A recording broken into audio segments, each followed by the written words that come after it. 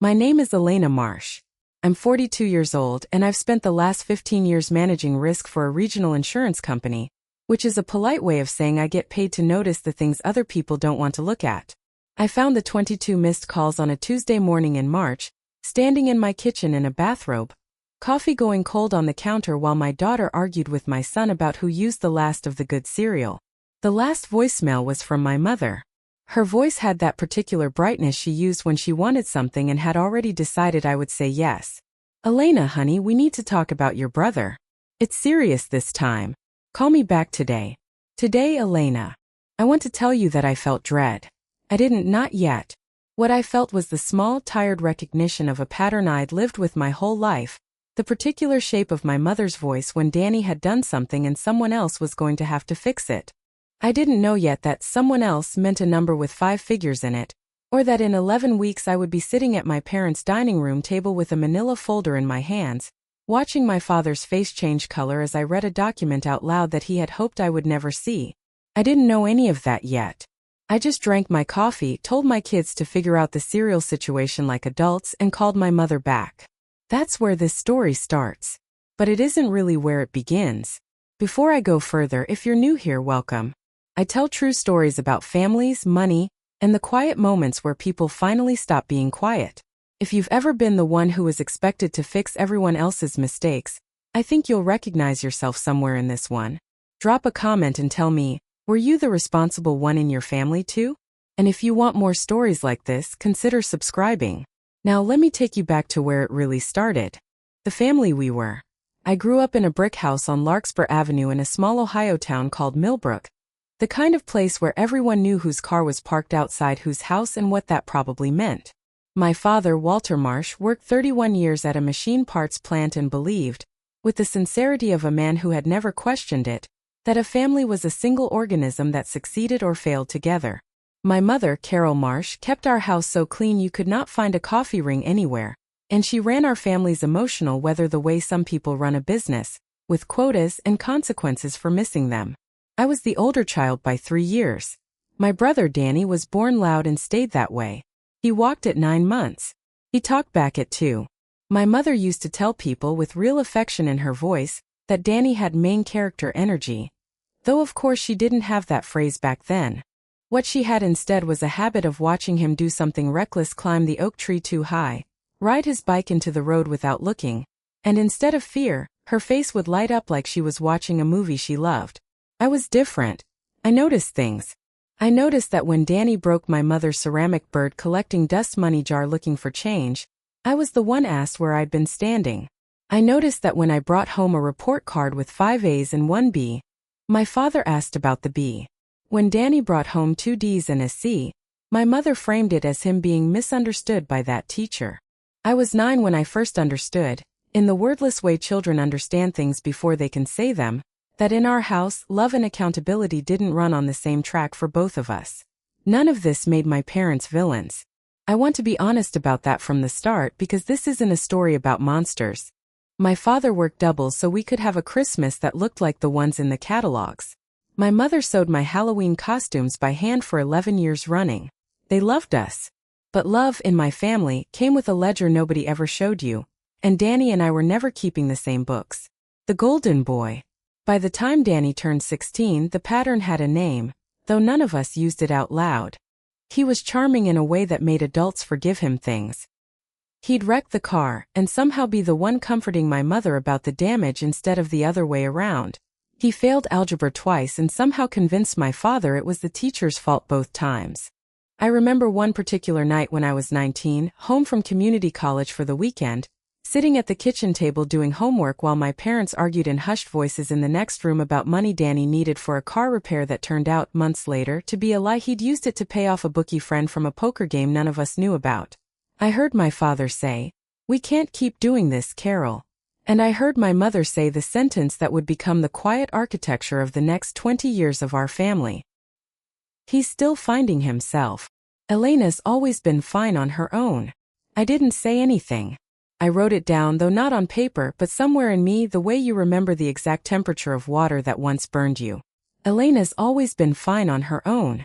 It sounded like a compliment. It took me another decade to understand it was actually an excuse, a way of saying that my ability to survive without help meant I would never be offered any. I finished my associate's degree, then transferred and finished a bachelor's in finance at Ohio State, working 2 jobs the entire time.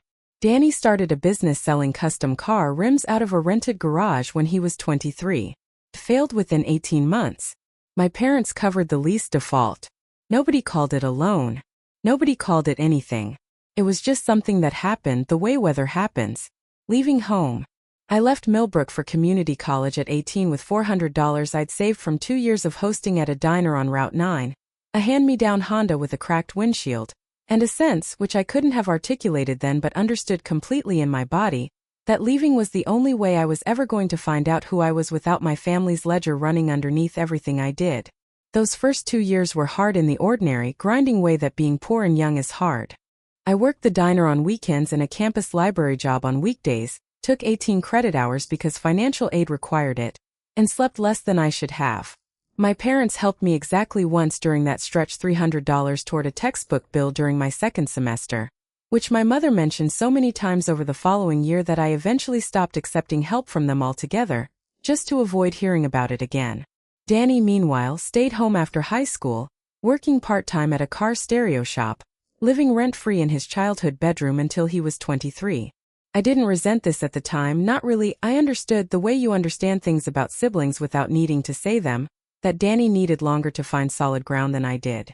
What I didn't understand yet was that needing longer would become a permanent state rather than a phase, one my parents kept excusing long after any reasonable window for finding yourself had closed.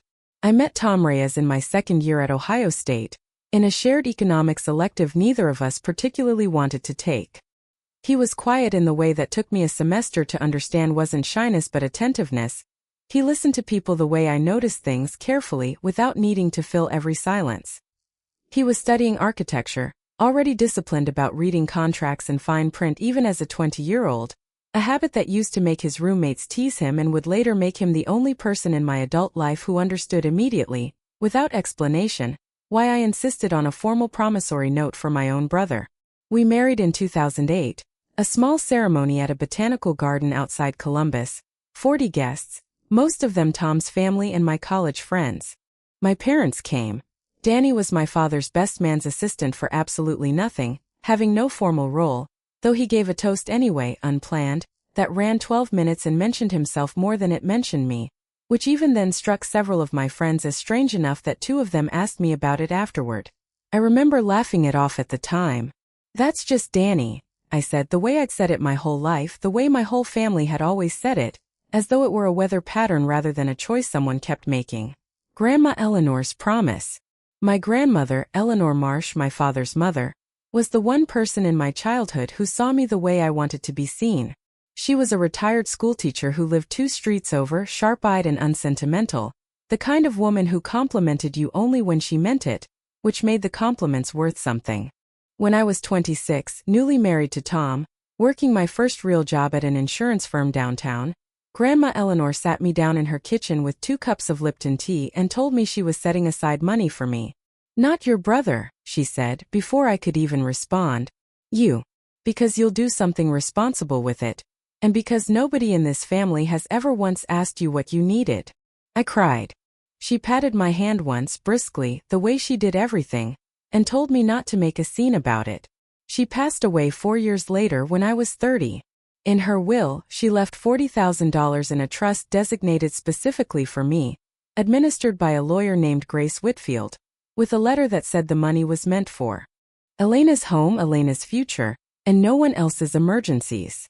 She left Danny $5,000 outright, no strings, which she told my father before she died was so he doesn't feel forgotten, but doesn't feel entitled either. I remember standing at her funeral, in the church on 5th Street where she taught Sunday school for 30 years, and looking at my mother's face when the will was read a week later at Grace Whitfield's office. My mother didn't say anything cruel. She just looked at the number next to my name and the number next to Danny's, and something in her expression rearranged itself, quietly, permanently. I didn't understand yet what that rearrangement would eventually cost me. The health scare. There's a piece of this story I need to go back and tell you because it matters later, And because at the time it seemed like nothing more than an ordinary family scare that resolved itself the way most of them do. In the spring of 2015, when Jack was only a few months old, my father had a fainting episode in the garage, hit his head on the workbench, and was taken by ambulance to Millbrook General. Tom drove me there with Jack still strapped into his car seat, and I remember sitting in the waiting room nursing a newborn while doctors ran tests, terrified in the particular airless way you're terrified about your parents for the first time as an adult, the sudden understanding that they are not, in fact, permanent. It turned out to be a vasovagal episode, nothing structurally wrong with his heart, but the scare shook all of us badly enough that my mother, in the weeks afterward, started talking about getting things in order, wills, advance directives, power of attorney documents, the ordinary bureaucratic scaffolding families are supposed to build and almost never do until something forces them to. My mother asked me specifically to be listed as the power of attorney for both her and my father, financial and medical, since you're the practical one, and Danny would panic. I agreed without much thought. It seemed like the obvious, sensible arrangement, and at the time I felt something like pride at being trusted with it, a small, quiet confirmation that my competence mattered to someone. What I didn't realize and wouldn't realize for nearly a decade was that somewhere in the paperwork Grace's predecessor at the firm had drawn up a general, rather than limited, power of attorney broader in scope than any of us had discussed at the kitchen table that spring my name had been granted authority that, on paper, extended further than handle Dad's hospital bills if he can't. It was the kind of oversight that happens in ordinary family law all the time, boilerplate language nobody reads carefully enough, sitting dormant and unused for years. It never got invoked for anything related to my father's actual health, which stabilized quickly and never gave us trouble again. But the document existed, filed away and forgotten, in a drawer at my parents' house and a folder at Grace's old firm, for 9 years, an unlocked door none of us remembered was open, until the year I finally went looking for what else might be sitting behind doors I hadn't checked. Building a life. Tom and I bought our first house in 2011, a small 2-bedroom in Fairview Heights, using part of Grandma Eleanor's money exactly the way she'd intended. Tom was an architect at a small firm, steady and patient, the kind of man who read the fine print on everything, which used to make me tease him and which later would save us both more than once. Maya was born in 2011, Jack in 2015. My career moved steadily upward: senior analyst, then risk manager, then director of underwriting risk by the time I turned 40. Danny's life moved differently. He married Priya, a kind, quiet woman who worked as a dental hygienist, in 2014. They had no children, which Priya once told me, in a rare unguarded moment at a cousin's baby shower, was partly a financial decision they'd never said out loud to the family. Danny worked a rotating series of job sales, a stint as a personal trainer, a multi-level marketing supplement business that lasted 8 months. Each time something collapsed, my parents were there, quietly, with money that was never called a loan and never came with a repayment date. I watched this happen for years without saying much. What was I going to say? That my parents shouldn't help their son? I believed in family. I still do. What I didn't yet understand was that helping and enabling wear the same clothes, and that eventually someone always gets asked to pay for the difference. The first time I got asked directly was in 2019. Danny wanted to start a real estate flipping business with a friend named Ray Odom, a fast-talking man I'd met exactly twice and trusted neither time. My parents didn't have the capital to fund it themselves. My father's pension covered their bills and not much more. So my mother called me. "You have savings," she said. "Not a question. Your grandmother would want you to help your brother." I want to be very clear about something because it matters for everything that comes after. I loved my brother. I still do, in whatever complicated way you love someone who has never once, not one single time in 40 years, asked how you were doing before asking what you could do for him. So when my mother asked, I didn't say no immediately. I said I'd think about it. And thinking about it is what led me, for months later, to sit down with Danny at my own kitchen table and do something I believed at the time was both generous and careful. I drew up a real loan. Just a quick note before we keep going. If you're finding yourself nodding along, feeling a little too seen, you're not alone. A lot of us grew up as the reliable one. Stick around because this story gets a lot more complicated before it gets better. Let's keep going. The promissory note. I want to walk you through exactly what happened because the precision matters. This isn't a story where I handed my brother a check and hoped for the best. I am, by profession, a person who reads contracts for a living, And even when it came to my own family, I didn't turn that part of myself off. If anything, I turned it up. In September of 2019, I lent Danny $85,000, the remainder of Grandma Eleanor's trust that hadn't gone into our house, plus savings Tom and I had built separately, plus a small home equity line we opened specifically for this purpose. I didn't do this on a handshake. I drove to my own lawyer's office, not the family lawyer, my own, a woman named Grace Whitfield who, coincidentally, was the same attorney who'd handled my grandmother's estate and who I'd stayed in touch with over the years, and I had her draft a promissory note. The terms were simple and, I thought, generous. Danny would repay the loan over 7 years at 2% interest, well below market rate, with the first payment due 18 months out to give his flipping business time to get off the ground. The note named me, Elena Marsh, as the lender. It named Danny Marsh as the sole borrower. It was signed by both of us, notarized, with a copy held by Grace and a copy in my own fire safe at home. My parents were there the day we signed it, at their kitchen table, because Danny had wanted them there. He said it made him feel like the family was behind him, which in retrospect was the first small warning sign I ignored. I remember my father reading through the document slowly, his lips moving slightly the way they did when he concentrated, and then looking up at me with an expression I couldn't quite place. "This is very official," he said. "It's a real loan, Dad. Not a gift. I need it back." "Of course," my mother said, too quickly, patting Danny's hand. "Danny's good for it. Aren't you, Danny?" Danny grinned at me across the table, the same grin he'd had since he was 6 years old, the one that had gotten him out of every consequence life had ever tried to hand him. "Course I am, Lena. You'll see." I want to tell you I felt reassured. What I actually felt underneath the surface politeness was a small cold clarity, the kind I get at work when I'm looking at a risk profile that technically checks every box but still makes the hair on my arm stand up. I signed anyway. I believed then that having it in writing was enough to protect both of us, him from vague family guilt about owing money with no terms, and me from the slow erosion that comes from lending without structure. I did not yet understand that the danger was never going to come from Danny not paying. The danger was going to come from what my parents would decide to do about it. The first missed payment. The first payment came due in March of 2021. It didn't come. I didn't panic. Businesses have hard first years. Especially real estate businesses launched 6 months before a pandemic changed everything about how people bought and sold houses. I called Danny. He was apologetic, embarrassed even, in a way that felt genuine. "Give me till summer, Lena. Ray and I have 2 houses under contract. I'm good for it." I extended the deadline. I didn't need to. The note had no grace period built in, which in hindsight was a mistake I'd correct if I ever did this again. But he was my brother, and I believed him, and believing him cost me nothing that summer except patience. Summer came. No payment. I called again.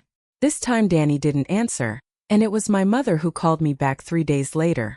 "Elena, you need to ease up on your brother.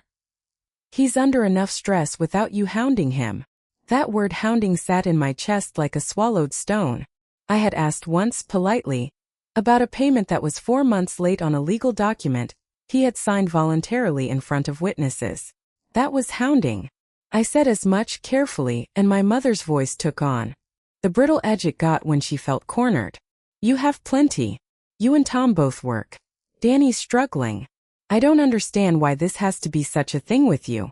That was the first time I heard the sentence that would echo through the next 3 years in a dozen different disguises. "You have plenty." As though having money meant I had no right to expect it be repaid. As though the note I'd signed with my own name on it, drafted with my own lawyer, was somehow a suggestion rather than a contract. I let it go that time. I told myself it was one conversation, one bad week for my mother, one hard season for Danny's business. I did not yet understand that I was watching the opening moves of something that had been building for 30 years, waiting for the moment it could finally point itself at me with a number attached. The hospital bill. Before the real estate business fully collapsed, there was a smaller crisis that I think, looking back, should have told me everything I needed to know about how my family intended to handle the note I'd drawn up so carefully. In November of 2022, Priya was hospitalized for 4 days with a severe kidney infection that turned septic before doctors caught it. It was frightening. I remember driving to Millbrook General the moment Danny called me, sitting with him in the family waiting area while surgeons monitored her, holding his hand the way I hadn't since we were children, because whatever else was true between us, he was still my brother and she was still someone I loved. Priya recovered, thankfully fully after a rough week. But the hospital bill, once her insurance had processed its portion, still left them owing just under $11,000, high deductible coverage through Danny's job at the time, the kind of plan people take because the premium is cheaper and pray they never actually need it. My mother called me 2 weeks after Priya came home. Her voice pitched into the particular register of urgency she used for genuine emergencies, which made it harder, this time, to feel the usual resistance rising in me. Elena, I know things are tight with the loan already, but this is Priya's health. This isn't the real estate thing. This is different. I remember sitting with that distinction for a long moment because some part of me wanted badly to believe her, that this really was different, a genuine emergency separate from the pattern I was slowly starting to recognize. I ended up sending $3,000 directly to the hospital's billing department myself, not to Danny, not to my parents, specifically structured as a payment toward Priya's account, with a note in the memo line, "Get well soon." I told Grace about it afterward, almost apologetically, and she just nodded and said, "That's your choice to make, and it's a different kind of choice than a loan. Just don't let anyone blur the two." I didn't fully understand what she meant until months later, when my mother began referring to that hospital gift offhand, in conversations about the $85,000 note, as though it were a down payment on an ongoing arrangement rather than a one-time kindness during a medical scare.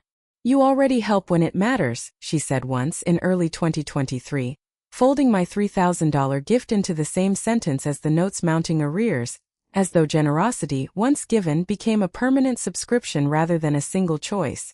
It was a small thing in the scheme of everything that came later. But it was the first time I noticed my mother taking something I'd given freely and using it as leverage for something I hadn't agreed to, and I filed the observation away the way I filed everything else that year, not yet understanding how much it would eventually matter. The second ask. 18 months passed. In that window, Danny made exactly 2 payments toward the note, $4,000 total, against an $85,000 loan, leaving him roughly $81,000 in arrears when you counted the accruing interest. I tracked every payment, every missed date, in a spreadsheet I kept on my personal laptop, the way I track everything out of habit more than suspicion. At the time, I told myself it was just organization. Looking back, some part of me already knew I was building a file. The real estate business collapsed in early 2023. Ray Odom, it turned out, had been skimming funds from 2 of their joint projects and disappeared to Florida with what was left of the business's operating capital, leaving Danny holding 2 half-renovated houses, a construction loan he'd personally guaranteed, and roughly $40,000 in unpaid contractor invoices. I found out about the collapse the way I found out about most family crises, through my mother on the phone, using the specific tone she reserved for asking me to fix things. "Danny's in trouble, Elena. Real trouble this time. Ray took off with everything, and now the bank's after him for that construction loan, and the contractors are threatening to put liens on the houses." "That's terrible," I said, and I meant it. I did feel for him. Ray had genuinely wronged him. What's he going to do? There was a pause, the kind of pause I would come to recognize as my mother arranging her words for maximum effect. "Well, honey, we were thinking your father and I don't have that kind of money anymore. Not since Dad's pension got restructured. And you're the one with, resources. I already lent him $85,000, Mom. He's paid back for. This is a different situation. This is the bank, Elena. This isn't like before." I remember standing in my garage when she said this, having stepped outside during the call because Jack was doing homework at the kitchen table, and I didn't want him hearing the tension in my voice. I remember looking at my own reflection in the dark window of Tom's car and thinking, very clearly, she is asking me to pay twice. I told her I needed to think about it. She told me thinking about it wasn't really an option, not with contractors threatening liens. I told her I'd call her back. She hung up without saying goodbye, which was, in our family's language, its own kind of punishment. Real quick, if this story is resonating with you, hit that subscribe button so you don't miss where this goes. We're just getting into the part where things start to unravel. Let's keep moving. The group chat. Before I tell you about that Thanksgiving, I want to tell you about a message I saw and then talk myself out of noticing because it's the kind of thing you only recognize as significant in hindsight, and I think it's important to be honest about how easy it is to miss the signs even when you're the kind of person whose entire job is noticing things. Our family had a group chat, Marsh Fam, started by my mother in 2020, mostly used for coordinating holidays and sharing photos of Jack and Maya.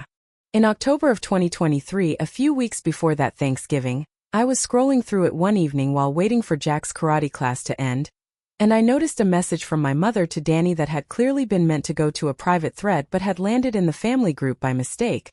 Call Heritage back today. They need the updated income info before Friday. Don't mention it to E yet, let me handle the timing. It sat there for 11 minutes before my mother deleted it, replacing it with nothing, no explanation. I saw it. I read it twice. And then I did the thing I trained myself to do my whole life whenever something about my family didn't add up. I told myself it probably meant something ordinary. Maybe Danny was refinancing a car. Maybe it was nothing to do with me at all beyond my mother not wanting to bother me with details. I asked Danny about it directly actually 2 days later over a call about something unrelated.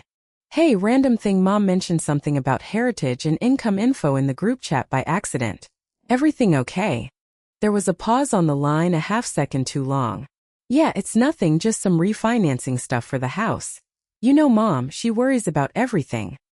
His voice was light, easy, exactly the voice he'd used his whole life to smooth over things he didn't want examined too closely, and I recognized it, and I let it go anyway because some part of me, the part Dr. Okafor would later help me name, still wanted, more than it wanted the truth, to believe that my family wasn't capable of the thing I would eventually discover they'd already done. I think about that deleted message often. Not with guilt exactly because I know now I couldn't have known what it meant, but with a kind of grim recognition, the confirmation that my mother had understood, clearly and specifically weeks before I found the envelope in the drawer, that what she was doing required hiding from me. She hadn't stumbled into using my name by accident. She had planned the timing of when I'd find out, the same way she'd once planned family dinners, birthdays and holidays, carefully and entirely on her own terms. Thanksgiving 2023. I want to tell you about the Thanksgiving that changed how I saw my family, because it's the moment where the pattern stopped being background noise and became something I could no longer pretend not to hear. We hosted that year, Tom's idea, actually, a way of trying to keep some normalcy despite the tension that had been building since the Ray Odom collapse. My parents came. Danny and Priya came, looking thinner than I remembered, Priya's smile not quite reaching her eyes the way it used to.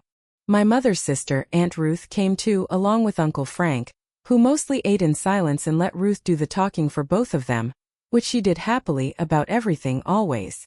Dinner started fine. Maya, 12 that year, talked about her school's fall musical. Jack, 8, explained at great length the rules of a video game none of the adults understood. Then, over the pumpkin pie, my mother said the thing she had clearly been waiting all dinner to say. Elena, your father and I were talking about Danny's situation with the bank. I felt Tom's hand find my knee under the table. A small steady pressure that meant I'm here. We weren't talking about that today, Mom. I know, but the deadline's coming up before the bank forecloses on the second house and we think as a family everyone should pitch in. You have the most, honey. It only makes sense. Danny, to his credit, looked uncomfortable. Mom, we don't have to do this now. Someone has to say it, Daniel. We're not getting any younger. And your sister has always been so capable. It's not a criticism, Elena. It's a compliment. I put my fork down. I remember the exact sound it made against the china, a small clean click that seemed very loud in the sudden quiet of the table. I already lent Danny $85,000 with a signed note 4 years ago. He's repaid $4,000 of it. I'm not in a position to just hand over more money, because a business he ran with someone I never trusted collapsed. My mother's face did the thing it always did when she was cornered. It softened into something that looked like hurt but functioned like a weapon. I don't understand why you're being so cold about this. This is your brother. I'm not being cold. I'm being accurate. Aunt Ruth, who had clearly been waiting for an opening the entire meal, leaned forward with the particular relish of a woman who loves being in the room when things go sideways. Well, I always say blood is blood. Money comes and goes, but family's forever. I looked at her, at my mother, at my father staring hard at his plate, at Danny not quite meeting my eyes, and I felt something settle in me that had been circling for years without landing. It wasn't anger, not yet. It was clarity. The kind you get when you finally see the shape of a thing you've been standing too close to see whole. I'll think about what I can do, I said, mostly to end the conversation in front of my children, and we finished the pie in a silence that tasted like nothing at all. Later that night, after everyone left, Tom found me in the kitchen scrubbing a pan that was already clean. You okay? I don't know, I said honestly. I think I need to actually look at everything. Really look. I didn't know yet what everything would turn out to include. I thought I was just going to reread my own promissory note, maybe talk to Grace about my options for formally collecting on it. I had no idea that within 4 months, I would discover that my parents had been doing something with my name that I had never agreed to and never even knew about. Christmas morning. Christmas that year fell 3 weeks after the Thanksgiving where my mother had first raised the bank foreclosure directly at my table. We hosted again, a tradition that had settled onto Tom and me somewhat by default since our house had the most room. And I remember standing in my kitchen at 6 in the morning, coffee in hand, watching snow collect on the back deck, feeling a kind of low-grade dread I hadn't quite named yet but recognized in my shoulders, in the particular tightness that had become my body's early warning system whenever a family gathering approached. The day itself started well enough. Maya and Jack tore through presents with the specific chaos of children, who still fully believed in the magic of the morning. My father, in a Santa hat Jack had insisted he wear, read the tags aloud one by one like a much-loved ritual. My mother took photos on her phone, dozens of them, the way she always did, curating a version of the day that would later appear on her Facebook page captioned with something about how blessed she felt. It was over coffee mid-morning, once the wrapping paper had been cleared and the kids had disappeared upstairs with their new games, that my mother brought it up again, quieter this time, more careful, clearly having learned something from how directly it had landed at Thanksgiving. I don't want to ruin Christmas, she said, which was, I'd learned by then, always the sentence that preceded her ruining something. But the bank gave Danny an extension until the end of January. After that, they start foreclosure proceedings on the second house. I keep thinking about your grandmother, how she'd feel, watching this family lose a property over money that could be solved so easily if everyone just worked together. I felt my father shift beside me, uncomfortable, though he said nothing. Mom, I told you at Thanksgiving. I need to think about this on my own terms. Not on a deadline you're setting. I'm not setting the deadline, Elena, the bank is. You brought it up on Christmas morning. She had the grace, at least, to look briefly stung by that, though it didn't stop her. I just don't understand how you can watch your own brother lose everything, and not want to help. I didn't answer that the way I might have a year later, after months with Dr. Okafor and Grace and Marcus had given me language for what I was feeling. That morning I just said, I hear you, Mom. I'm not saying no. I'm saying I need time. And I got up to start the ham because cooking in my family had always been the acceptable way to leave a conversation without technically leaving it. What I didn't say out loud, what I barely let myself think that morning, was the small, cold observation running underneath everything, that my mother had raised the topic of the bank's January deadline on Christmas Day, 3 weeks after Thanksgiving, months before I would find the envelope, which meant I'd later understand once I saw the dates on the forged heritage lending application, that the loan itself had likely already been in motion by then, quietly, behind a deadline she was describing to me as though it were still hypothetical, still something I might yet be asked to solve honestly. I didn't know that yet, standing at my own stove on Christmas morning, basting a ham while my mother arranged gift bags in the next room as though nothing between us had shifted at all. I just knew that something about the conversation had left a residue I couldn't quite wash off for the rest of the day. A low hum of wrongness underneath the tinsel and the carols, the kind of feeling I would only understand months later, as the first true instinct of a woman who was about to find out exactly how right she'd been to feel it. The envelope in the drawer. In January, I drove to my parents' house to drop off a birthday gift for my father, who was turning 71. My mother was at a hair appointment. My father was in the garage tinkering with an old radio, a hobby he'd taken up after retirement.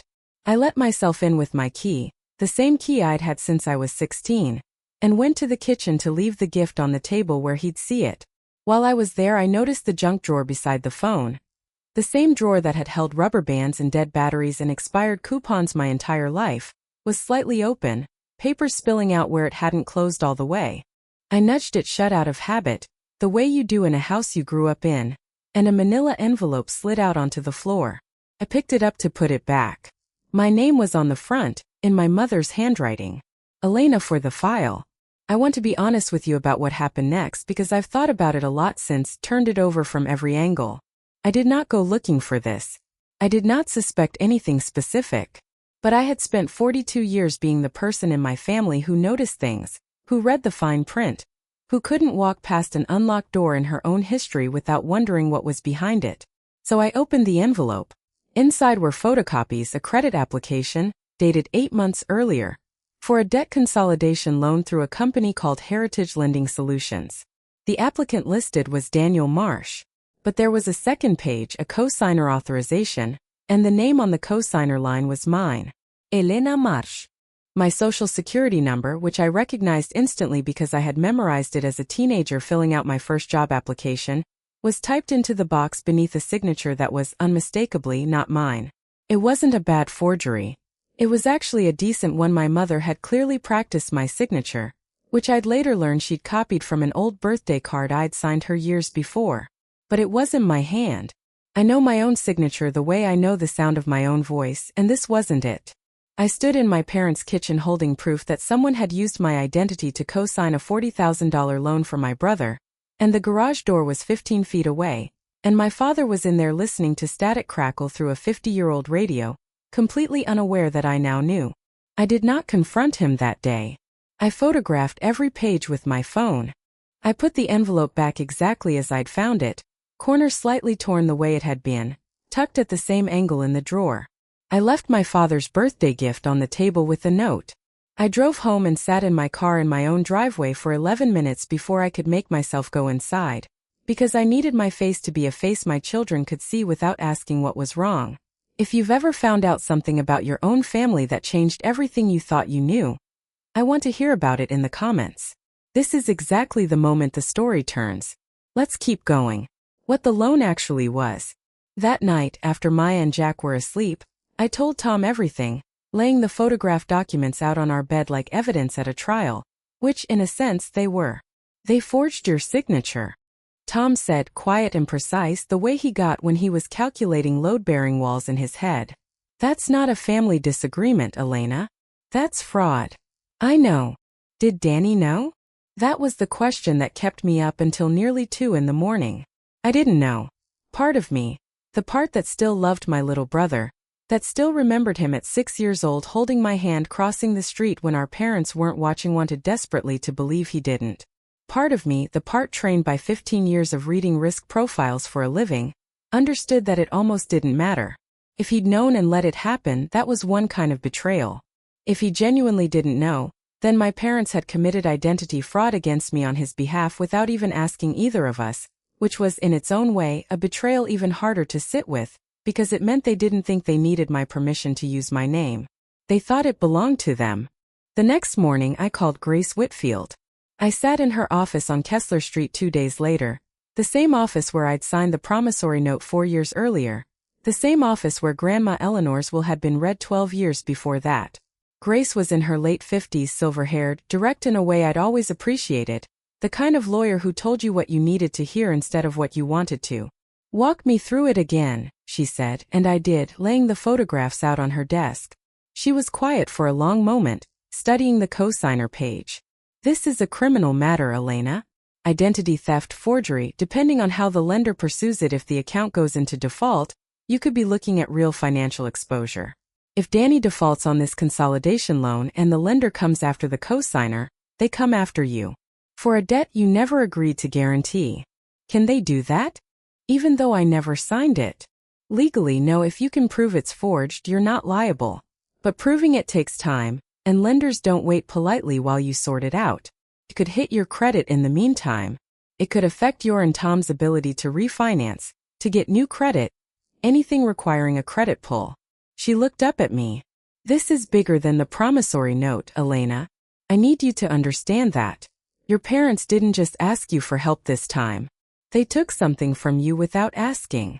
I remember sitting very still, hands folded in my lap, doing the thing I always did when the ground shifted under me, going quiet, going careful, going calm, because calm was the only version of myself I trusted in a crisis. I didn't cry in that office. I would cry later, alone in my car in the parking garage of my own office building, for exactly 4 minutes before I checked my makeup in the mirror and went upstairs to a 2 o'clock meeting about a client's flood risk assessment, because life, infuriatingly, does not stop for the moment you find out your parents forged your name. What do? I asked Grace. First, she said, we find out exactly what's happening with that loan right now. Is it current? Is it in default? How much is outstanding? Then we decide whether to report it. And separately, entirely separately, we deal with the $81,000 still owed on the original note, because that debt is real, it's documented, and it's yours to collect whether or not you decide to pursue the forgery. I don't want to destroy my brother's life. Grace looked at me for a long moment, not unkindly. I'm not asking you to. I'm asking you to stop letting your family destroy yours. Dear Okafor. I started seeing a therapist that February. Dr. Lena Okafor, a calm, sharp-eyed woman in her late 40s who specialized in family systems, recommended by my coworker Sophia Chan after I'd shown up to work distracted for the third day running and finally told her a version of what was happening. I don't know why I feel guilty, I told Dr. Okafor in our second session. They're the ones who forged my name. I should be angry. I am angry. But mostly I just feel like I did something wrong by finding out. She let that sit for a moment before she spoke. That's a very common response for people raised in families with unequal accountability. You were the child who was expected to manage everyone's feelings, including your own, in a way that never inconvenienced anyone else. Discovering a betrayal doesn't just make you angry at the people who betrayed you. It threatens the entire role you've played your whole life, the reliable one, the fine-on-her-own one. Some part of you is grieving that role, even though the role was never fair to you. I thought about my mother's voice from years before, drifting through the kitchen door while I did homework at 19. Elena's always been fine on her own. I think I've spent my whole life being punished for being competent, I said, and something about saying it out loud, in that quiet office with its gray couch and its box of tissues I refused to use, cracked something open in me that had been sealed for a very long time. What would it look like, Dr. Okafor asked, to stop being punished for it? I didn't have an answer that day, but I started writing it down that night, not the anger, which I already had plenty of words for, but the plan. What it would actually look like to protect myself without becoming someone I didn't recognize. I still didn't want to be cruel. I still didn't want to yell. I just wanted, for the first time in my life, for the ledger in my family to finally be honest. This is usually the point in these stories where people ask me, okay, but what did she actually do? I promise we're getting there. But first, I want you to really sit with what it means to build a case against your own family quietly, while still showing up to their birthdays. That's what the next part of this story is about. Stick with me. Marcus Webb's numbers. I met with a financial advisor named Marcus Webb the following week, a soft-spoken man in his 50s who Tom and I had used for retirement planning for years. I brought him the whole picture, the original $85,000 note, the $4,000 repaid, the accruing 2% interest, and the $40,000 consolidation loan with my forged signature on it. Marcus ran the numbers with the kind of clinical patience I appreciated, unbothered by the emotional weight of what the numbers represented. As it stands, if you did nothing, you're exposed on paper to over $120,000 between the two debts, only one of which you legitimately owe anything toward, and that one Danny owes you, not the reverse.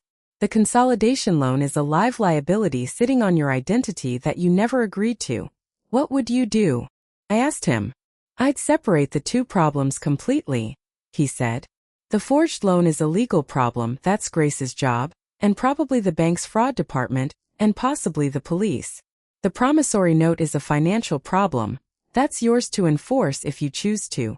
But I want to say something outside my job description for a second, if that's all right. I nodded. You've been treating your family's financial demands like they're one continuous emergency you have to keep responding to. They're not. Every ask is a new decision. You're allowed to say no to the next one even if you said yes to the last one. That's not coldness. That's just boundaries have to start somewhere, or they never start at all.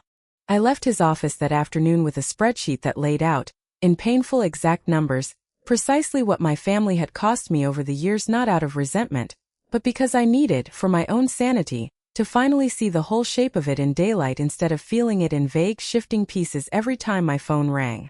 Building the file. Over the following 6 weeks, I did something I'd never done before in my life. I built a case against my own family methodically, the way I'd build a risk assessment for a client I didn't trust. I requested a copy of my credit report and found the hard inquiry from Heritage Lending Solutions dated 8 months back, exactly matching the forged cosigner application. I called Heritage Lending directly, gave them my account information, and asked calmly whether the loan was current. It was not. Danny had made 3 payments and then stopped, and the account was 41 days past due, 1 payment away from being sent to collections, which would have hit my credit report within weeks. I gathered 5 years of bank transfer records showing every dollar I had personally sent Danny, matched against every payment he'd made toward the note, which totaled in the end, exactly $4,000 against $85,000 borrowed. I saved every text message where my mother had asked me for money, every voicemail, transcribing the ones that mattered most into a document with dates and timestamps. I printed the original promissory note and had Grace certify a copy. I photographed the forged cosigner document again, this time in better lighting front and back. I did all of this quietly. I still went to Sunday dinners. I still sent my mother a birthday card in April, still let my kids see their grandparents every other weekend, still smiled through Aunt Ruth's commentary at a cousin's engagement party in early May, all while carrying, in a locked drawer in my home office, a folder that could unravel everything my family had spent 30 years pretending was normal. Tom asked me once during this period if I felt like I was being dishonest, going about my life as though nothing had changed while building this case in secret. No, I told him. I feel like I'm finally being honest with myself for the first time. I just haven't decided yet when to be honest with them. What Priya told me. The turning point in my preparation came in late May, at a baby shower for my cousin Katie, held in Aunt Ruth's backyard under a rented white tent. I found myself alone with Priya near the drinks table, both of us watching Danny across the yard, laughing too loudly at something Uncle Frank had said, the particular laugh he used when he was performing okayness for an audience. He doesn't know, Priya said quietly, not looking at me, watching her husband instead. I didn't need to ask what she meant. About the consolidation loan? About my name being on it. She nodded, still not looking at me. Your mother came to me first. Back in the summer, when the second house was about to get a lien put on it. She said she had a way to fix it, that she just needed some paperwork signed, and that Danny didn't need to be involved in the details because he was already so stressed. I thought, her voice cracked slightly. I thought it was your dad co-signing. I swear to you, Elena, I thought it was your dad. Did you ever see the paperwork? Once. Briefly. I saw a name at the bottom of a page and I didn't look closely enough. I've hated myself about it for months. She finally looked at me, eyes bright with something between guilt and fear. I should have said something to you. I've wanted to for so long. Carol made it very clear that this was a family matter, and I wasn't really family enough to have opinions about it. I felt something in my chest loosen slightly, hearing this not because it excused anyone, but because it confirmed something I'd suspected without quite letting myself believe, that my mother had orchestrated this specifically, choosing the moment, choosing the silence, understanding exactly what she was doing when she copied my signature off an old birthday card. Thank you for telling me, I said. What are you going to do? I looked across the yard at my brother, laughing at nothing, holding a can of soda he'd probably nurse all afternoon because he couldn't afford to drink anymore, at least not the way he used to when things were easier. I felt, in that moment, something closer to grief than anger, grief for the family I'd wanted us to be, grief for the version of Danny who might have grown into someone steadier if he'd ever once been asked to be accountable for anything. I'm going to finish figuring that out, I told her. And when I do, I'll make sure you and Danny both understand it wasn't aimed at either of you. Quick reminder that if you want to see how this all comes together, now's a good time to hit subscribe. This story's about to reach its turning point, and I don't want you to miss it. Let's keep going. Sophia. I should tell you more about Sophia Chun, because she mattered more to this story than a single lunch conversation can capture.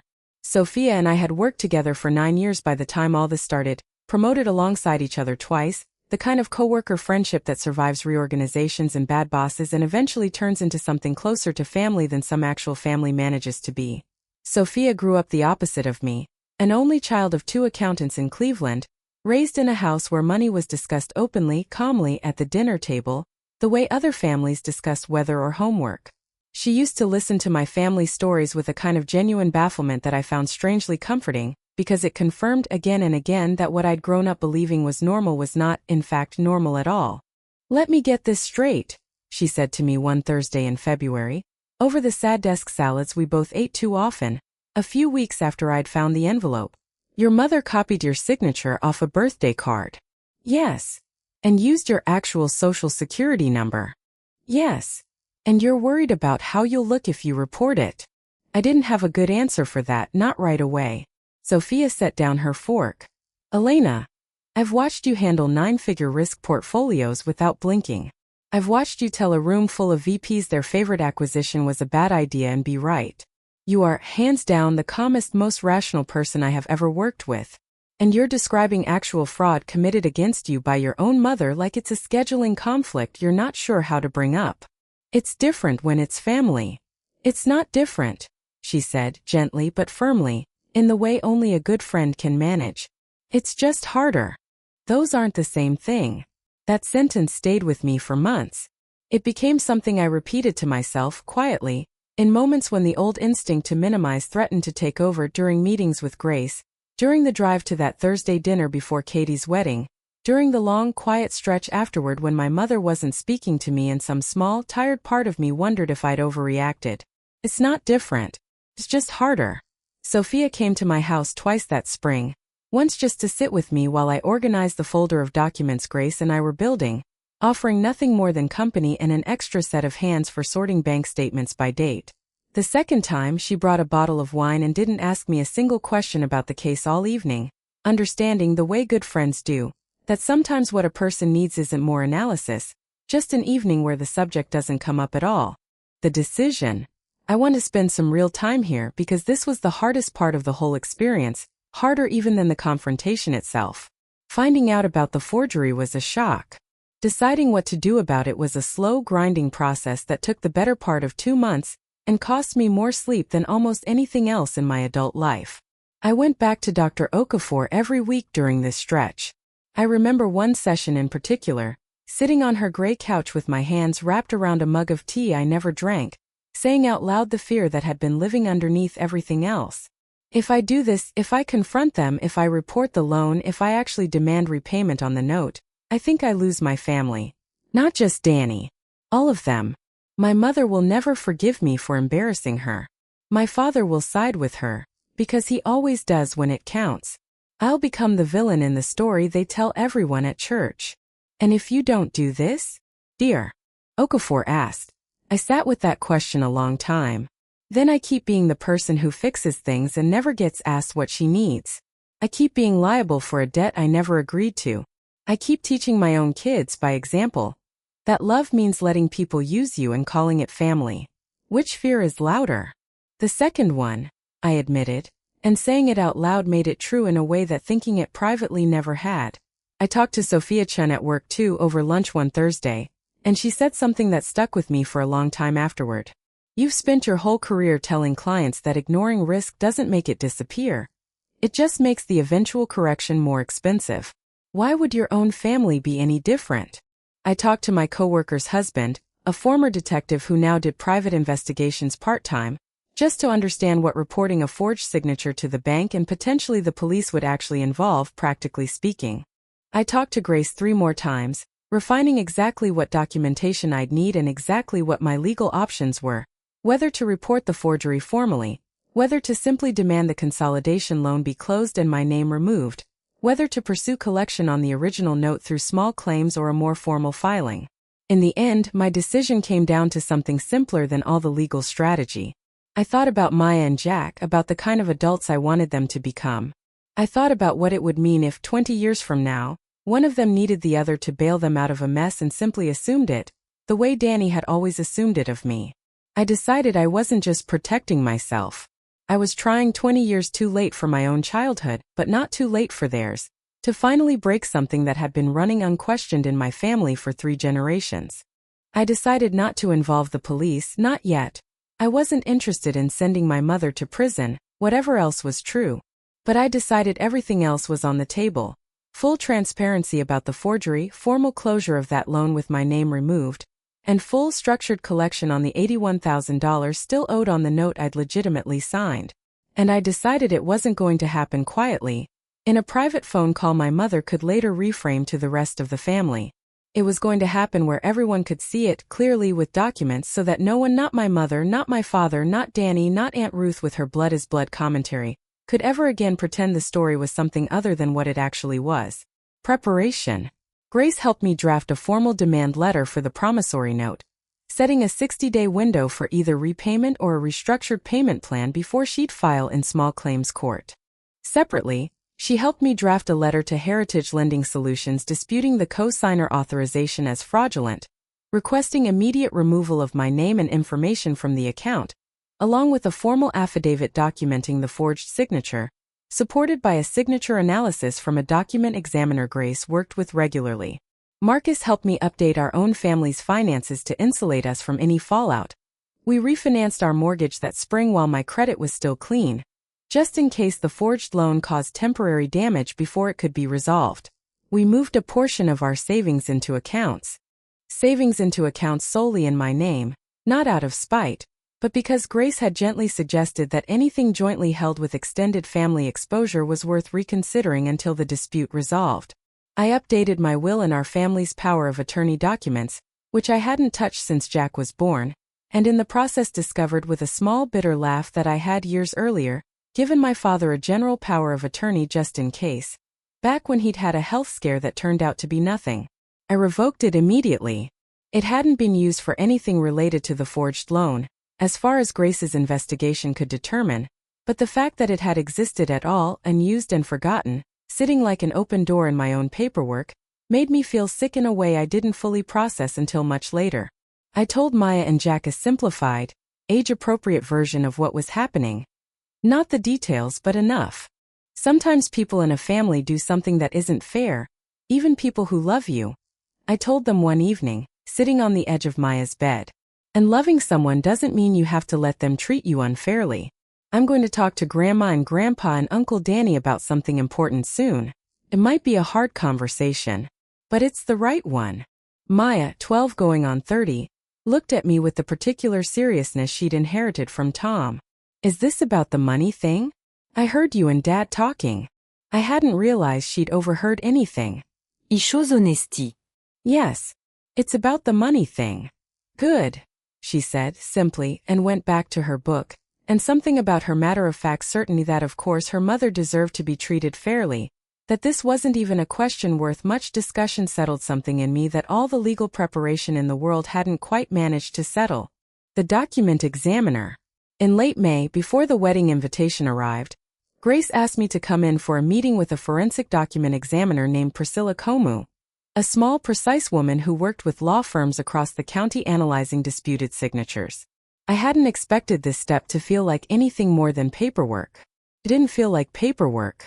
It felt like watching a stranger confirm, with scientific certainty, something I already knew in my body, but had never seen proven in black and white. Priscilla laid 3 signatures out on a light table in Grace's conference room, my genuine signature from the original promissory note, a second genuine sample from a mortgage document Tom and I had signed years earlier, and the signature from the Heritage Lending co-signer authorization. She walked me through the differences with the calm technical patience of someone who did this every week, the pen lift patterns, the pressure inconsistencies, the way a forger's hand, even a practiced one, tends to slow down at the exact points where a genuine signer's hand speeds up out of muscle memory. This is a traced or closely copied forgery, not a spontaneous one, she said. Whoever did this had access to an authentic sample and took time with it. It's better than an amateur attempt, but it's not yours. I'd testify to that in any proceeding, civil or criminal, without hesitation.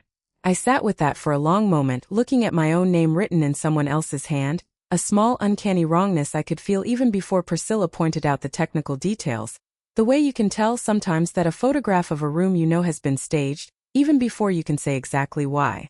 What happens with this report? I asked Grace once Priscilla had gone. It becomes part of your file, Grace said. It's what makes your dispute with Heritage Lending unimpeachable. It's also what would support a police report if you ever decide to go that route. You don't have to decide that today. But you should know you now have everything you'd need to, whenever you're ready. I drove home that afternoon and sat in my driveway again, the way I had the day I found the envelope, except this time the stillness in me felt different, not shock, but something closer to resolve settling into its final shape. I wasn't going to go to the police, not yet, maybe not ever, but knowing I could, knowing the proof was airtight and waiting in a folder in Grace's office, changed something about how afraid I was walking into that dinner. I wasn't walking in with suspicions anymore. I was walking in with certainty.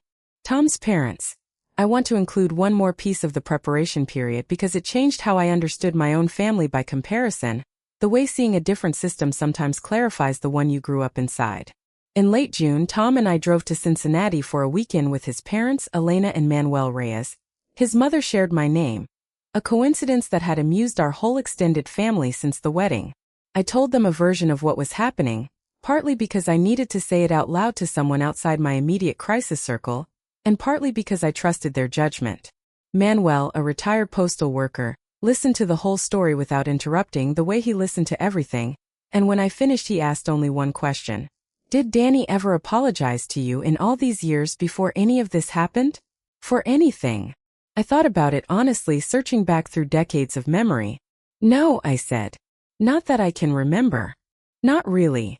That's the actual problem, Manuel said gently. Not the money. The money's just where it finally showed up.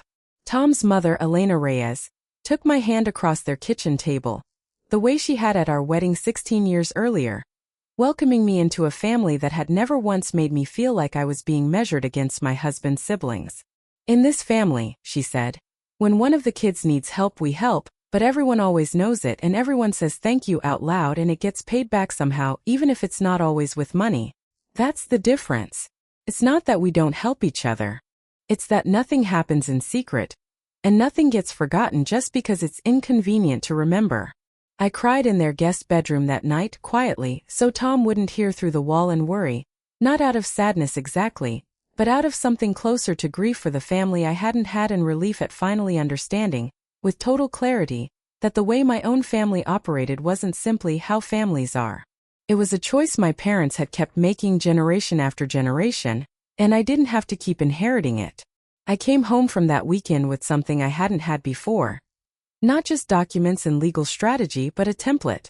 A working example of what accountability without cruelty actually looked like inside a family, proof that you could ask people to be honest without loving them any less for needing to ask. The wedding invitation. In early June, an invitation arrived for Katie's wedding, set for the first Saturday in August at a vineyard 40 minutes outside the city. The whole extended family expected to attend. I hadn't planned my confrontation around any specific event. Grace and I had discussed simply sending the demand letters and letting the process play out through the mail, cold and procedural. But something about the timing shifted when my mother called 2 weeks after the invitations went out. We're all going to be together for Katie's wedding, she said. Your father and I were thinking it would be a nice time for the family to sit down together beforehand, maybe the Thursday before, have dinner, talk through Danny's situation as a family. Everyone in one room, no distractions. I understood immediately what this was. It wasn't a reconciliation dinner. It was an ambush, a setting engineered to maximize social pressure, where refusing to hand over money in front of the extended family would make me the villain who ruined the mood before a happy occasion. My mother had used this tactic before, smaller versions of it at Christmases and birthdays over the years. This was simply the largest stage she'd ever built. I thought about declining. Grace thought I should decline, actually worried that an emotional public setting could undercut the careful legal process we'd built. But something in me, the part that had spent a lifetime watching my family write a story about me that I'd never gotten to correct, wanted, for once, to correct it where everyone could hear. I'll come to dinner, I told my mother. Thursday, the week of the wedding. Wonderful, she said, and I could hear the relief in her voice, the certainty that she had won something before the conversation had even started. I hung up and called Grace immediately. Change of plans, I said. I'm doing this in person. I need everything printed and organized by the second week of July. Elena, Grace said carefully, are you sure? Once this is out in front of the whole family, there's no controlling how it lands. I thought about my mother's voice, bright and certain, already planning the dinner as a stage for her final performance. I thought about Grandma Eleanor, patting my hand briskly in her kitchen, telling me not to make a scene about a gift she'd given me because I was the one who did something responsible with things. I'm sure, I said. I'm done being fine on my own quietly, while everyone else gets to make a scene. We're getting close now. Before we get to the dinner, the one this whole story has been building toward, I want to say thank you for staying with me this far. If you're new here, this is exactly the kind of story I tell every week. Hit subscribe if you haven't, and let's finish this together. The Thursday before the wedding. The dinner was set for my parents' house, my mother's choice, which I understood immediately. As another piece of stagecraft home field advantage, the dining room where I'd grown up watching her run the family ledger, the same table where I'd once been asked at 19 why I couldn't just be a little more understanding of my brother. I arrived at 6, deliberately 15 minutes early before anyone else, carrying a leather portfolio Tom had given me years ago for a work conference, the kind of bag that looked from across a room like nothing more than a woman keeping her life organized. Inside it were 7 manila folders, each labeled, each containing certified copies of everything Grace and I had spent months assembling. My mother answered the door in the blouse she wore for occasions she considered important, hair freshly done from an appointment that afternoon. "You're early," she said, surprised, maybe even a little wrong-footed, though she recovered quickly. Come in. "Your father's just finishing up the roast." The table was set with the good china, the pattern I remembered from every major holiday of my childhood, gold-rimmed plates that came out only when my mother wanted an occasion to feel weighty. Danny and Priya arrived next, Danny in a collared shirt that looked new, clearly dressed for what he understood to be a serious conversation, though I would learn over the course of the evening that he still didn't understand exactly how serious. My father moved between the kitchen and the table, quieter than usual, and I understood, watching him, that he knew more about what was coming than he was letting on. Not the forgery, I didn't think, but the general shape of a confrontation he'd been dreading. We ate for the first 30 minutes in a strange, brittle version of normal conversation: Katie's wedding plans, Jack's summer camp, the weather. My mother kept glancing at me throughout, gauging something, waiting for an opening she assumed she still controlled. She found it over the roast, setting down her fork with the particular deliberateness of a woman about to deliver a speech she'd rehearsed. "I want to say something and I want everyone to really hear it," she began. "This family has been through a lot the last few years. Danny's had some hard luck. And I think it's time we stop treating this like it's complicated. We're family. Family helps family. Elena, honey, you have the means to fix this, and I think in your heart, you know that's the right thing to do." I set down my own fork. I felt, for the first time all evening, genuinely calm, not the brittle, performed calm I'd worn through 100 smaller confrontations over the years, but something real, earned through months of preparation, the calm of a person who finally knows exactly what she's about to say. "I've thought about this a lot, Mom. More than you probably realize. And I want to talk about it tonight honestly with everyone here. But before I do, I need to ask you something, and I need you to answer me truthfully." My mother's expression flickered, some instinct in her recognizing that the conversation had slipped out of the shape she'd planned. "Of course. Do you know anything about a consolidation loan Danny took out with Heritage Lending Solutions last, with a forged signature?" I watched the words land, watched my father's face go pale, watched Priya's hand fly to her mouth, watched Danny's confusion curdle into something sharper as he reached for the folder and opened it himself, seeing his own application beside a signature that clearly wasn't mine, that he, having known my actual signature his entire life, recognized immediately as wrong. "Mom," he said, quiet, disbelieving. Did you do this?" My mother's chin lifted, that familiar defensive tilt I'd watched my entire life. "I did you copied my handwriting off a birthday card. You put me on the hook for $40,000 I never agreed to and never even knew about, and you did it specifically because you knew I'd say no if you asked. I'm not here tonight to forgive that debt, and I'm not here to add another cent to it. I'm here to tell you all together, so there's no confusion later about what was said or what I meant, exactly where things stand." I laid out the rest of the folders one by one methodically, the way I'd present a risk assessment to a room of executives, the bank statement showing the 41 days past due on the consolidation loan, the letter Grace had already sent to Heritage Lending disputing my cosigner status, the formal demand letter for repayment on the promissory note with its 60-day window, and finally, a single typed page that I had written myself the night before, and had not shown Grace or Tom or Anyone.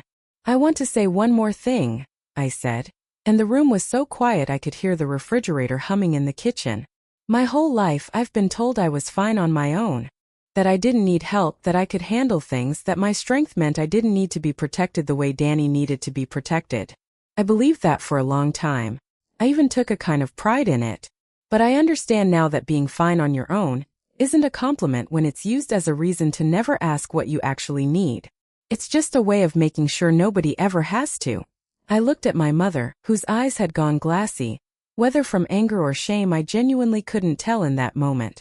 I love this family. I love you, Mom. I love you, Dad. I love you, Danny, even now, even knowing what I know. But love isn't a blank check, and it was never supposed to be. Whoever's name is on a debt is who owes it. That's not coldness, that's just the truth. And for 30 years this family has been putting my name on things without asking, and calling it love when I paid, and calling it selfish when I didn't. I'm done. Not done with you. Done with that. I closed the leather portfolio. Danny, I still want you to repay what you legitimately owe me, on the terms we agreed to, and Grace will be in touch about a revised schedule if the original terms aren't realistic anymore. Mom, I need the forged loan resolved, formally in writing, and I need you to understand that if it isn't handled through Heritage Lending directly and cleanly, I will pursue every legal option available to me, including criminal referral, because I have to protect myself, my husband, and my children the way no one in this family has ever thought to protect me. Nobody spoke for a long moment. Then my father, still not looking up, said quietly, "You're right." 2 words. It was the first time in my entire life I'd heard him disagree with my mother out loud, in front of anyone. My mother stood up so fast her chair scraped hard against the floor, and for a second I thought she might yell, might finally break the pattern of controlled hurt she'd used against me my whole life for something louder.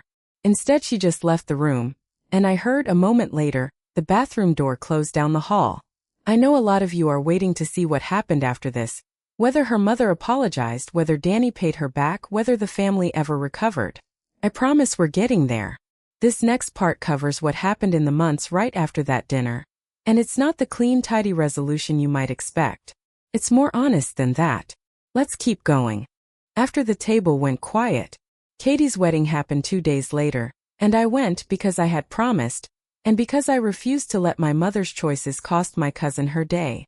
It was strange and stiff. My mother avoided me for most of the reception. My father sat with me for 20 minutes near the dessert table and said very little, mostly just watched me with an expression I hadn't seen on his face before, something between grief and respect. Danny found me near the end of the night, Priya beside him, both of them looking like people who hadn't slept well. "I didn't know," he said. "About the loan. I swear to you, Lena, I didn't know." "I believe you," I told him, and I meant it, mostly because of what Priya had told me at the baby shower weeks earlier. "That doesn't change what you owe me, though." "I know. I'm going to pay it. All of it. It's going to take time, but I'm going to pay it." He hesitated. "I'm sorry. I don't think I've ever actually said that to you. About any of it. Not just the money. It wasn't a full reckoning. It wasn't the kind of dramatic apology that resolves everything in a single scene the way it might in a movie. It was small and imperfect, and I believed it anyway because I'd learned over the past several months to tell the difference between performed remorse and something closer to the real thing, and this felt closer to the real thing. Heritage Lending Solutions resolved the fraudulent cosigner claim within 6 weeks of Grace's formal dispute. Supported by the document examiner's signature analysis, my name was removed from the account entirely, and Danny restructured the loan as a sole borrower, at a higher interest rate reflecting his weaker credit alone, which felt, in a strange way, like the world simply returning to a shape that had always been true underneath the fraud. His debt, his name, his responsibility. My mother did not speak to me for 11 weeks after that dinner. My father called every 2 or 3 weeks, careful, tentative conversations about nothing much, testing whether the bridge between us still held weight. I let him call. I didn't reach out to my mother, not because I wanted to punish her, but because I'd finally learned at 42, that reaching out first wasn't always my job. The apology that didn't come. I want to be honest with you, because this isn't a story about a mother who saw the light and changed. My mother eventually called in September, but the conversation was not the apology I might once have hoped for. "I've been thinking about what happened," she said, her voice careful, controlled. I want you to know I never meant to hurt you. I was trying to hold this family together. And sometimes holding a family together means making hard choices. Forging my signature wasn't a hard choice, Mom. It was a crime. There was a long silence on the line. I don't think that's a fair way to describe it. I understood in that silence, something I'd suspected but hadn't fully accepted until then. My mother was never going to see what she'd done the way I saw it. She might eventually regret the consequences, the strained relationship, the distance, the fact that her son now had a harder repayment schedule because of the exposed fraud. But regretting consequences isn't the same as understanding harm. And I'd spent enough sessions with Dr. Okafor to know the difference mattered more than I used to think it did. I'm not going to argue about whether it's fair, I told her. I'm going to tell you what I need going forward. I need you to never make a financial decision involving my name again for any reason ever. I need you to respect that Danny's debt to me is between Danny and me, and I don't need you brokering it or excusing it. And I need you to understand that I will still show up for this family, birthdays, holidays, the things that matter. But I'm not available anymore to fix things I didn't break. So that's it? You're just going to hold this over me forever? No, I said, and I meant this too. I'm going to keep loving you the way I always have. I'm just not going to keep paying for it. She didn't have a response to that. We hung up without resolution exactly, but with something that felt, for the first time in a long time, honest. The one that did. My father's apology came differently, smaller, quieter, more complete in its own way. He drove to my house alone on a Sunday in October, sat at my kitchen table while Tom took the kids to a soccer game, and told me in the halting way he told most important things, that he'd known about the consolidation loan before it happened, that my mother had told him her plan, and that he hadn't stopped her. I should have called you myself, he said. I told myself it wasn't my place, that it was between your mother and Danny. But that's not true. I knew it was wrong, and I let it happen because it was easier than standing up to her. The way I've let a lot of things happen your whole life because it was easier than standing up to her. He looked at me, eyes wet in a way I'd almost never seen from him. I'm sorry, Elena. I should have protected you a long time before this. Not just from the loan. From all of it. The way things were divided between you and your brother growing up. I saw it. I never said anything. I didn't tell him it was fine because it wasn't, and I'd promised myself, sitting on Dr. Okafor's gray couch months earlier, that I would stop smoothing things over just to make other people comfortable. But I did tell him I appreciated him saying it, and that it mattered, and that I wanted him in my life and in my children's lives on new terms this time. What terms? He asked. Honest ones, I said. That's all. Just honest ones. All right, we're heading into the final stretch of the story now. I know a lot of you are wondering what things looked like once the dust settled. Let's take a look at where everyone ended up. What Ruth had to say. I want to tell you about one more conversation from that period, because it says something true about how families process a rupture like this one, in all their scattered, imperfect ways. Aunt Ruth called me in late August, 3 weeks after Katie's wedding, in a call I hadn't expected and almost didn't answer. I'd assumed, given her comments at Thanksgiving the year before about blood being blood, that she'd side entirely with my mother. She surprised me. I heard what happened, she said, without much preamble, which was unlike her. Your mother told me her version. Danny told Frank his version, which was different. I want to hear yours if you're willing. I told her, plainly, without embellishment, the way I'd told it at that dinner table. Ruth was quiet for a long moment when I finished. I raised 3 kids, Elena, and I'll tell you something I've never said to your mother, because she wouldn't hear it from me any better than she heard it from you. Carol always loved Danny easier than she loved you. Not more. Easier. You were the child who never made her work for it, and some parents mistake that for not needing anything, when really it just means the child worked twice as hard to seem like they didn't. She paused. What she did with that loan, that's not a hard choice like she's telling everyone. That's just wrong, plain and simple, and I told her so. I hadn't expected this, and it moved me more than I let on during the call. Thank you for saying that, Ruth. I'm not saying it to make you feel better.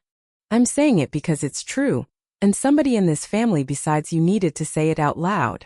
She sighed, the particular Marsh family sigh I recognized from 3 generations of women in my family, who'd learned to communicate exhaustion more freely than affection. I don't know if your mother will ever really hear it, but I wanted you to know you're not imagining what happened. You never were. Katie called separately a week later from her honeymoon, apologizing for the timing of everything landing so close to her wedding, though I told her honestly that none of it was her fault or her responsibility to manage. I just want you to know, she said, that watching you handle that dinner made me think about some things in my own marriage I've been avoiding. Not the same situation, but the same feeling. Being the one who's supposed to just handle it forever, without anyone asking if you're okay. I hadn't set out to be an example for anyone. I'd set out to protect myself and my children from a pattern that had cost me more than I'd ever let myself add up. But hearing it land in other people's lives quietly in conversations I never orchestrated was its own kind of unexpected repair proof that telling the truth out loud, even at a dinner table full of good china and tension, has a way of rippling further than you ever intend. Danny's turn. Danny called me himself in October, a few weeks after Frank's call, asking if I'd meet him for coffee, just the two of us, no Priya, no parents, nothing riding on the conversation except whatever we wanted to say to each other. We met at a diner near his new warehouse job, not far coincidentally from the one I'd worked at as a teenager, and he looked different across the table than he had in years steadier, somehow in a way that had nothing to do with clothes or posture and everything to do with something settled behind his eyes that hadn't been there before. I've been thinking a lot, he said, turning his coffee cup slowly on its saucer, not quite looking at me, about why I never once in my whole life thought to ask if you were okay. Not really. Not in a real way. I always just assumed you were fine. Because you always seem fine. Because Mom always said you were fine. I know, I said. I heard that a lot growing up. I think I believed it because it was easier than the alternative, he said. If you were fine, then me needing help all the time wasn't really costing anyone anything. It just felt like you had plenty and I didn't, and that was just how it was, and I never had to think about what it actually meant for you to keep giving me things while nobody ever gave you anything back. He finally looked up. I don't know how to undo 40 years of that. But I wanted you to know I see it now. All of it. Not just the loan. I felt something in my chest that I hadn't expected, not quite forgiveness, not yet fully, but something adjacent to it, a loosening. You don't have to undo it, I told him. You just have to keep doing what you've been doing. The payments, the honesty. That's enough. That's actually the whole thing, Danny. It was never complicated. It was just never done. Priya says I'm different since all this happened. Steadier. He almost smiled. I told her it's because for the first time in my life, somebody made me actually finish something instead of getting to walk away from it. How does that feel? He considered the question seriously, the way I wasn't used to seeing him consider anything. Terrifying, honestly. And also like maybe I finally get to respect myself a little, which I don't think I really did before. I just performed confidence. There's a difference. I thought about Sophia's words from months earlier. It's not different, it's just harder and understood, sitting across from my brother in a diner booth on a gray October afternoon, that he'd arrived, in his own slower and more painful way, at something like the same understanding. Accountability, it turned out, hadn't destroyed him the way our mother had always implied it would. It had, unexpectedly, given him something to actually stand on.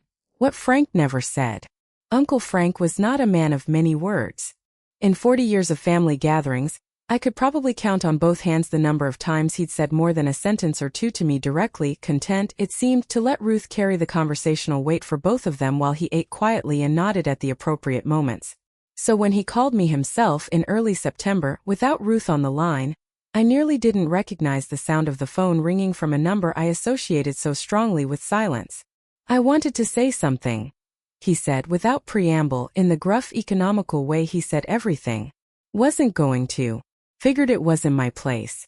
But Ruth's right that somebody besides you should say it, and she already did her part, so I figured I'd do mine. I waited, not wanting to fill the pause the way I usually did. I watched your grandmother raise your dad, Frank said. Eleanor didn't play favorites, not once, not with your dad or his brother. That's not where this started with your mother. But I watched your mother raise you and Danny, both of you, since you were babies, and I never once said anything all these years because it wasn't mine to say. I'm saying it now. What she did to you with that loan, that's not confusion, and it's not desperation. That's a woman who decided a long time ago that some kids in a family get protected and some kids get used, and she never had to face that choice out loud until you made her. I sat down slowly in my kitchen chair, unprepared for how much this quiet, unassuming man's words would land. Thank you, Frank. Don't thank me. Wish I'd said it 20 years ago, when it might have changed something. He cleared his throat, uncomfortable now with having said so much at once. Anyway, that's all. Tell Tom I said hello. He hung up before I could respond, and I sat at my kitchen table for a long time afterward, thinking about all the quiet witnesses in a family, the aunts and uncles who see everything and say nothing for decades, not out of cruelty but out of a kind of learned helplessness about interfering, until something finally breaks loud enough that silence itself starts to feel like its own kind of complicity. Frank's phone call didn't undo 30 years, but it confirmed something I needed confirmed, that I hadn't imagined any of it, that the whole family had been watching the same pattern I'd been living inside all along. Closing the file. I met with Grace one last time that October, to formally close out the active portion of my case, the heritage lending dispute fully resolved, the revised promissory note schedule signed and notarized by Danny without a single objection this time, no family present at the table to perform reassurance on his behalf. Grace's office looked the same as it always had, the same framed law degree, the same window overlooking Kessler Street, but I felt entirely different sitting in the chair across from her than I had that first day, months earlier, laying photographed forgery documents across her desk with hands I remember being colder than the room actually was. You did this exactly right, Grace told me, closing the physical folder. She still kept paper copies of everything, old-fashioned in a way I'd come to appreciate. A lot of clients in your position want to burn the whole family down, once they find something like this. Understandably. You didn't do that. You drew a hard line and then you let people choose what to do on the other side of it. That takes more discipline than the burning down does, honestly. I didn't feel disciplined, I told her. Most days I just felt scared. Discipline usually looks like fear from the inside, Grace said. It's only from the outside that it looks like courage. I thought about that on the drive home, the late afternoon light slanting gold across the road the way it does in October in Ohio, and understood that she'd put words to something I hadn't quite been able to name for myself, that everything I'd done, from the moment I found the envelope to the moment I closed that leather portfolio at my parents' dining table, had been done afraid. I had never once felt brave exactly doing any of it. I had simply decided that being afraid wasn't a good enough reason to stop. 6 months later. By the following spring, the shape of things had settled into something new, imperfect but livable. Danny made his first on-time payment toward the restructured schedule Grace and I had drawn up together $600 a month, small but consistent, automatically drafted from his account so there was no room left for the old pattern of excuses and delays. He and Priya moved into a smaller apartment, gave up the lease on a storage unit full of unused flipping equipment, and Danny took a steady job managing inventory for a regional hardware distributor, unglamorous work that paid reliably, which turned out to matter more to him than I think either of us expected. My mother and I spoke but carefully, the way you speak to someone after a surgery, aware of exactly where the incision is, careful not to press on it by accident. She came to Jack's 9th birthday party in April and brought a gift she'd clearly thought about, and didn't mention money once the whole afternoon, which felt, strange as it sounds, like its own kind of apology. My father and I grew closer than we'd ever been. He started calling just to talk, not to ask for anything, not to smooth something over actual conversations about the radios he restored, about a book he was reading, about Maya's musical, which he came to see twice. Aunt Ruth, predictably, had opinions about the whole situation, which reached me secondhand through my cousin Katie for months. Ruth thinks you were too hard on your mother, Katie told me once over coffee, half apologetic, half amused. I told her she wasn't there for 30 years of it, so maybe she doesn't get a vote. I laughed genuinely for what felt like the first time in a year. 1 year later. A year after that dinner, I sat down with Grace to review where things stood formally, the way I reviewed any risk profile at the end of a cycle. Danny had paid $11,000 toward the note more in 12 months than he'd paid in the previous 5 years combined. Heritage Lending's record showed the consolidation loan fully transferred to his name alone, no trace of my identity remaining on the account. My credit, which had briefly shown the hard inquiry from the forged application, had been corrected after Grace's dispute went through, restored to exactly where it should have been. I thought, that spring, about the version of myself who had stood in my parents' kitchen a year and a half earlier holding a manila envelope with my own name written on the front in my mother's handwriting. I thought about how much had changed and how much, in some ways, hadn't. My mother was still my mother, careful and controlling in the way she'd always been, just more aware, now, of where the edges of what I would tolerate actually sat. Danny was still finding himself at 40 in a way I doubted would ever fully stop, but he was doing it for the first time with something resembling accountability instead of performance. Priya and I grew closer that year too. In a way I hadn't expected. She started coming to lunch with me every few weeks, just the two of us, and told me once, over sandwiches at a cafe near my office, that watching me set boundaries with my own family had given her the courage to set some with hers. "You didn't blow anything up," she said. "You just stopped letting people pretend things were fine when they weren't." I didn't know that was allowed. "It's allowed," I told her. "It just takes a while to believe it." A different kind of family dinner. I want to describe one particular dinner from that second year, because it captures better than any summary what the new shape of my family actually looked like once the dust had settled. It was a Sunday in late September, 18 months after the confrontation, and my mother had invited us over for what she now called, with a kind of self-conscious deliberateness, just a regular dinner, nothing complicated. I noticed the phrase and understood it as its own kind of apology, an acknowledgement, indirect but real, of how many of our family dinners over the years had been anything but regular. Danny and Priya came too, along with my parents, Tom and the kids, and for the first time in longer than I could remember, no one brought up money at all. Not once. We talked about Jack's upcoming school trip, about Priya's promotion to office manager at the dental practice where she worked, about Danny's new role overseeing 2 warehouse locations for the hardware distributor, a promotion he'd earned, he told us, specifically because of his reliability over the past year, the same word, reliability, that had once belonged only to me in our family's vocabulary, now finally being earned by someone else, the hard way, through actual consistency rather than charm. My mother served a pot roast, the same recipe she'd made my whole childhood, and at one point, clearing plates, she paused behind my chair and rested her hand briefly on my shoulder. Not an apology, not in words, but something closer to it than she'd managed to offer directly in the 2 years since that Thursday dinner.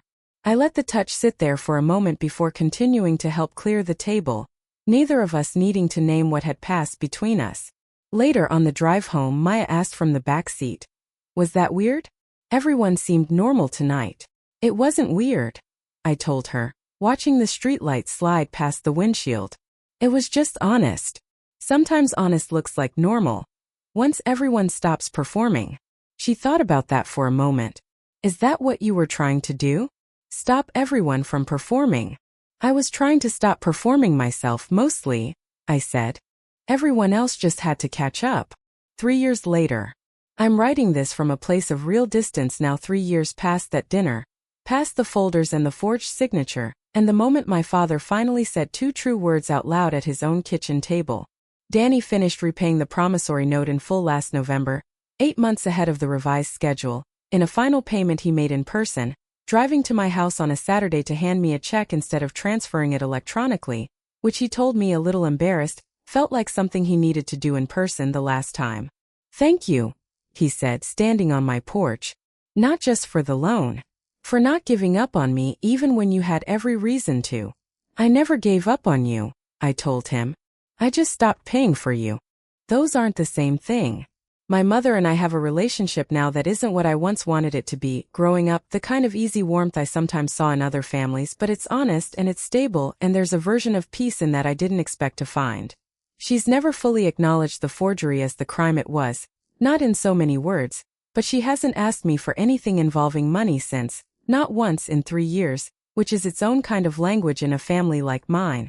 My father passed 2 years ago, quietly in his sleep after a short illness, and one of the last real conversations we had in the hospital room at Millbrook General was him telling me again how sorry he was, and me telling him again that it mattered, and that I loved him, and that I was glad, whatever else was true, that we'd found our way to something real before it was too late. I think about that conversation more than almost any other memory I have of him. My kids are teenagers now, Maya 17, headed to college in the fall, Jack 13 and taller than me already. I've never hidden the full story from them in an age-appropriate way, because I wanted them to understand something I didn't understand myself until I was 42. That being capable doesn't mean you exist to absorb everyone else's consequences, and that loving your family well sometimes means telling them the truth even when it costs you something in the short term to do it. Before we get to the final part of this story, I just want to say if you've made it this far, thank you for sticking with me. This one meant a lot to tell. Let's finish it together. Maya's essay. In the spring of this year, Maya asked me to read a draft of her college application essay before she submitted it, something she'd never done before, always preferring to keep her writing private until it was finished. I sat at the kitchen table with her laptop while she hovered nearby, pretending to busy herself with something in the pantry, the way teenagers do when they've handed you something that actually matters to them and don't want to watch you read it. The essay wasn't about me directly. It was about a debate club argument she'd had in 10th grade about fairness, and how she'd realized, writing the essay, that her understanding of fairness had been shaped by watching her mother handle a difficult situation in our family. She didn't specify what, keeping it vague and general the way a good essay does, careful not to expose family business to an admissions committee.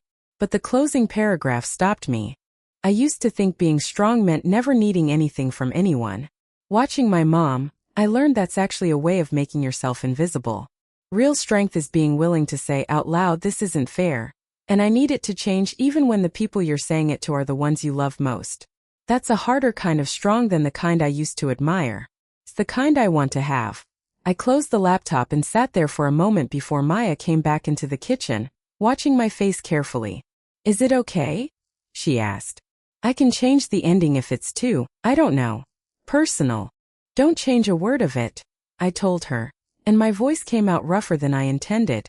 It's the best thing you've ever written. She smiled, relieved, and went back to the pantry for real this time.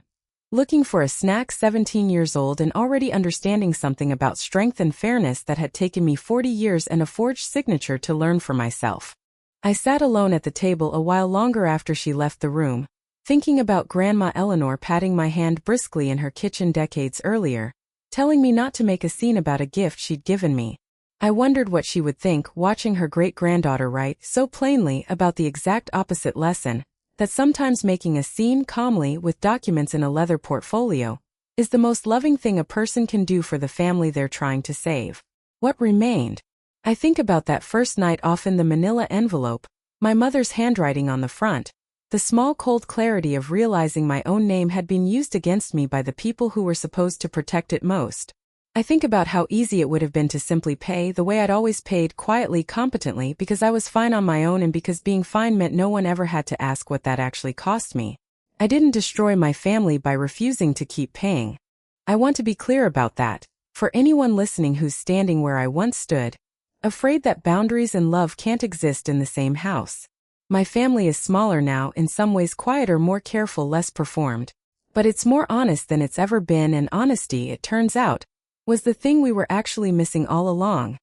Buried under 30 years of unspoken ledgers and unequal expectations. Whoever's name is on a debt is who owes it. That's the sentence I said at that dinner table 3 years ago, and it's still the truest thing I know about what happened. Not because money is the point, it was never really about the money, not entirely. It's about the deeper truth underneath it.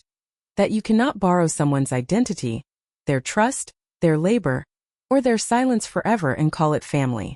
Somewhere, eventually, someone has to read the fine print out loud. Somewhere, eventually, someone has to ask whose name is actually on it.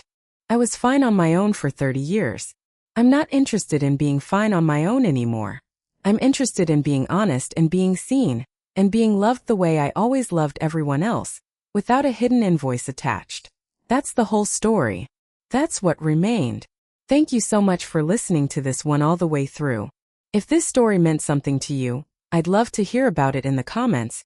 Has your family ever asked you to carry something that was never really yours to carry?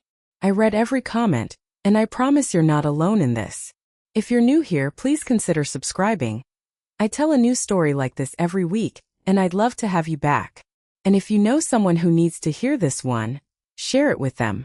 Sometimes the story that changes things is the one that finally says the quiet part out loud. I'll see you in the next one.